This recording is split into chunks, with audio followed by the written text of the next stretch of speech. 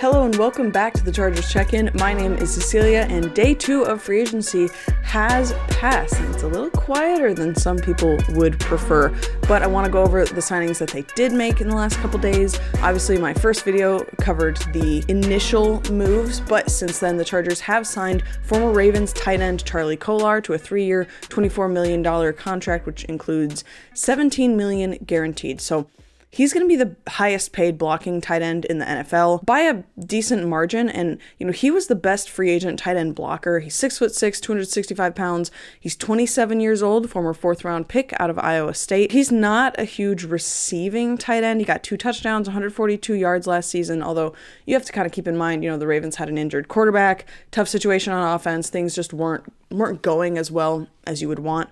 And he was playing behind Isaiah Likely and Mark Andrews, and he will probably have more of a role as a pass catcher in a Chargers offense, at least as the roster stands right now, a draft pick notwithstanding. But I like this signing a lot. He doesn't have a significant injury history, plenty of special teams experience. Not that you necessarily want someone with this kind of contract on special teams, but having that as an option I think is important given the special teams struggles recently. The way I see it, this is essentially a more reliable blocker version of Will Dissly, right? You have someone who, he came out of college as a pass catcher and developed his blocking a little bit later, but he always kind of had the frame for it. And so this kind of is exactly where you want to pick him up. And, I liked Will Dissly, I talked about that, but the Chargers cut him for a reason. He's not as good of a fit. And at this point, I think this makes sense as a place to pivot to. With this in mind, I don't know how early the Chargers are going to want to draft a tight end. I do still think that it might be a good idea, but you have your Y tight end, you have your receiving / slot tight end. I think this room now looks really good. So it does make me nervous because the Chargers have just had really bad luck signing tight ends. When they signed Hayden Hurst, we thought it would be a big upgrade. Then it wasn't. We thought Tyler Conklin would be a big upgrade, and it wasn't. So hopefully this one can be different. I do feel a little more confident just because this is a blocking tight end. But, ultimately, I think this is a really good signing. I like that they did this. I think getting a higher end tight end is really important in a Justin Herbert-led offense. He always seems to want to have a tight end he can go to, so I like this move. In other news, Odafe Oweh signs with the Commanders for 4 years, $100 million. This is quite an overpay. It is, but that's edge rushers, right? That's how important they are. He played so well in the playoffs. I think it just makes sense, 3 sacks in 1 game, but he also only started playing well after moving to the Chargers, under Jesse Minter, across from Thule, across from Mack, often with both of them on the field.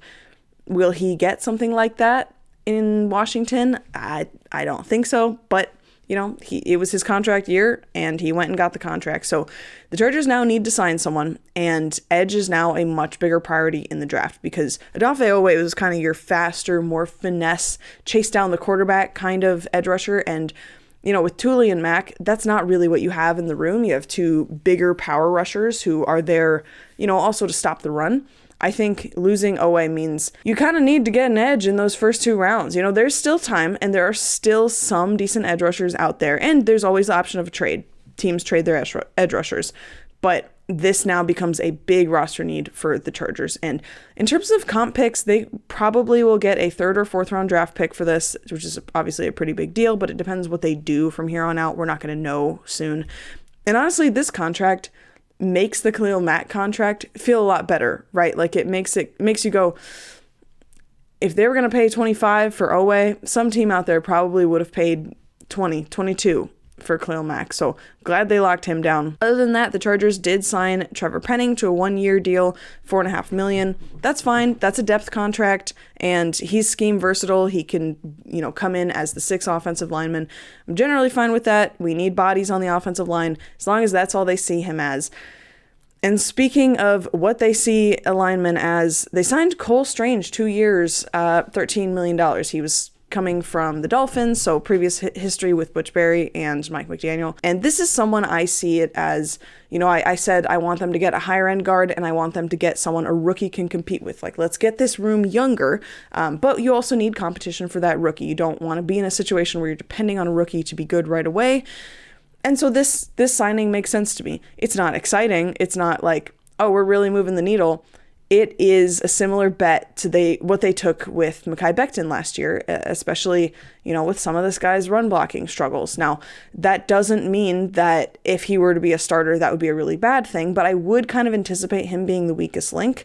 The signing isn't bad in a vacuum, but it's not that high-end guard signing that I've been saying that we need. The Chargers also re-signed Deane Leonard. This is great for special teams. He's a cornerback. He's a really good gunner. 1 year, $2 million. Totally fine with that, especially because Benjamin St-Juste went and signed with the Packers, I believe, 2 years, $10 million. So it makes sense. You want to lock down some corners. Again, it's another thing where you go, okay, this is kind of still a need, but I do think this room probably could be filled out with post-June 1 cuts and some kind of late draft pick. Eventually, I would like the Chargers to get a higher-end corner. That would be nice, especially because Minter is gone. We don't know what that's going to look like, but now, I don't know. They just have so many needs, which we will get into, because the problem is that they missed on a lot of top market guards, and there are some out there, but not many. The highest ones are gone. They need to make it happen this week. Otherwise, they're going to be forced to draft multiple interior guys. And you might think, well, that's not necessarily bad. It's not a horrible interior draft. But the problem is, if they're forced to, then they're going to have to reach on these picks. They're not going to get great value. Maybe they're not going to be able to trade back because they're not sure if certain guys are going to be there, because other teams are also going to have to reach a bit. They do have $60 million roughly in cap space. So they need to get a guard this week. They have the money to do it. The only other thing I would say, as I know people are kind of panicking, you never know when trades happen. There's already been a lot of unexpected trade news, and it absolutely could happen. It's one of those moments where I go, I hope Joe has something in mind, because some of these deals, man, I would have signed. The Packers released Elton Jenkins. We knew they were going to release Elton Jenkins. He was their center, but back when he was their left guard, he was a Pro Bowler. He was one of the better left guards in the league, and it would have made a ton of sense. It would have worked with the scheme. It would have been the profile of player, honestly, I would have expected Joe Ortiz to go with. And they didn't seem to pursue him. He signed elsewhere, but it doesn't seem like they just got outspent. It seems like they just weren't interested. And that makes me think, they must have some kind of plan. But I'm looking around going, what could that plan be? And, it's got to be a trade. But even that feels a little bit like wishful thinking. I don't get it. You have $60 million, and it's not like they're signing a whole lot elsewhere. If they went and signed a big edge rusher, I was like, sure, hold off on guard, get this locked down. And then I don't mind if you have to reach for a guard, because you got these other positions taken care of. But I don't know. They could use a defensive tackle. They could use a high-end edge rusher, like a true pass rusher type. And there's a lot of free agency left, and I get that. I'm hoping that, there's been rumors about the Quentin Johnson situation. Maybe the Chargers could trade him. I was going into this offseason like, you don't need to do that. You have all this cap space. Just get everyone you want and keep things stable. And now I'm like, I don't know. Maybe you need to move off of guys to get more draft picks, because you're just not getting the guys you need in free agency. I don't really get that. I thought this was a good guard free agency. I thought it was a decent center free agency. I'm glad that they got that on lock, but I don't really see Tyler Biadasz as a super high-end center. I see him as like average to above average for this scheme, for what they need. Totally fine. You have a solid starter in the middle, but now I have questions about both sides. And they didn't re-sign Zion Johnson. He went elsewhere, and I thought his contract was pretty reasonable. Like, it is still an overpay, but considering the market, I didn't think it was that bad.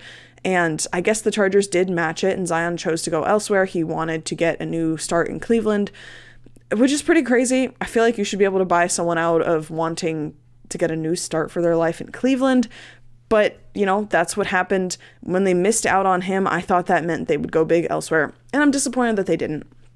So other than that, Tyler Linderbaum signed for 28-ish million APY, which is about $6 million more than I would have paid him given pass protection issues. Went to the Raiders, so is what it is.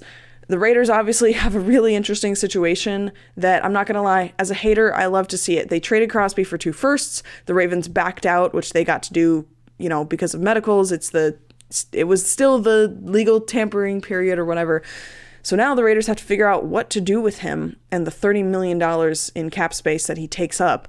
And, they just went and promised that they're signing a bunch of guys with that in mind, including Linderbaum. So I do still think they'll be able to trade Crosby if they want to. I don't think they're going to get 2 firsts for it. That was already like a bit of an overpay. And obviously it makes the Ravens look bad. I like this as a Chargers fan just because The Raiders don't get what they want for Crosby. They should have traded him last year. They definitely could have gotten 2 firsts and then some last year. And now, he's a little older and a little bit more hurt, and I don't think they're going to get 2 firsts for it. We will see. What does this do to their free agency? Does this mean, if they have to keep him, you don't get the benefits of him because you're not going to be competitive right away? All of that. So it also means that the Ravens kind of lose a lot of credibility with their trading. Like, I wouldn't want to trade with them. They might back out last second, and then you can't count on anything. Both are AFC teams that generally we should be rooting against. So, hey, I'll take it. We need some good news, right? That is where we are. That's what's going on. The Chargers also re-signed Trey Pipkins, and I don't love it. The deal suggests that he's like the main swing tackle again, and I don't love that. I don't think he was great as a swing tackle. I think that was one of the few positions that it made sense to go, no, we will take care of this in the draft, because you probably won't have to reach. You can get someone in the 4th, 5th, 6th round, and that's going to make sense, and they will work in that role. I think they're going to have to draft someone anyway, just because of the injury issues. I don't know. I don't love this signing. So I'm curious what you guys think of this signing. I'm curious what you guys think of the Cole Strange signing, and what you think about the Chargers missing out on Elton Jenkins, because that was just one I had circled, like, okay, this is the Ortiz move. I don't have to worry about Suamalo or any of these higher end guards, because they're just going to go there, and then they'll draft someone, and now I don't know what they're going to do. I don't know. And there's a lot of offseason left, and I do think there are things that they can do to get more draft picks. And at this point, that's what I'd be focused on. Sure, you could get whatever the best guard available is at 22. I would rather trade back into the 30s and get the best guard available there. I think it is more likely to be less of a reach, and then maybe you can get another late top 100 pick that you can turn into your center of the future, or you can turn into a wide receiver. Anything you can do to get more picks at this point kind of has to be the focus. So I'm curious where the rest of the $60 million goes. I also think they're going to want to have some in reserve going into the season so that they can make a trade, which I like. But yeah, I don't love day 2 of free agency. I don't love where the Chargers are. I'm hoping that we get some kind of news, ideally trade news today, because signing Trey Pipkins to $10 million, that's not moving the needle. Like, I want something better. I want Mike McDaniel to have something really good to work with, and Justin Herbert just turned 28. This is his prime. Like, this is where you want a quarterback to be, and he needs to be protected. And yeah, I know that, I think people like coming here and listening to me talk in a way that is somewhat rational, reasonable. I'm pretty conservative about how the Chargers should handle the cap, always future-minded, all that. But why didn't they sign a guard? It doesn't make sense to me. Even another mid-tier guard, that could have been done by now. I don't love it. I don't love the priorities. And apparently, Tony Jefferson is frustrated because he's not getting any guarantees. He's not asking for a lot of money. He just wants some money guaranteed. And I think that's fair. I don't think he's someone that you're worried like he's not going to make the roster. I think he is going to make the roster. I think he should make the roster. And, if you potentially draft another corner, if you draft another safety, I want veterans in that room. I totally understand not giving him everything guaranteed, but at least a big percentage of it should be, because he's not costing much anyways. So I don't see the risk. And you have $60 million in cap. Why are we nickel and diming one of our better veteran players who's been really important to this defense? And I don't know, maybe he goes and signs with the Ravens. Maybe he retires, but I think the Chargers could really use him, and I would give him that contract. I was kind of joking last time, like, hey, pay Tony Jefferson. Now I'm like, no, guys, you need to pay Tony Jefferson. Let's get it done. So that's where the Chargers are. Let me know your thoughts on all the moves that the Chargers are making, and hopefully I can be back later in the week to cover where the Chargers end up when all is said and done. So thank you so much for watching. Please like and subscribe. Shout out to my members. I'll be working on some members-only content soon, and I will see you guys next time.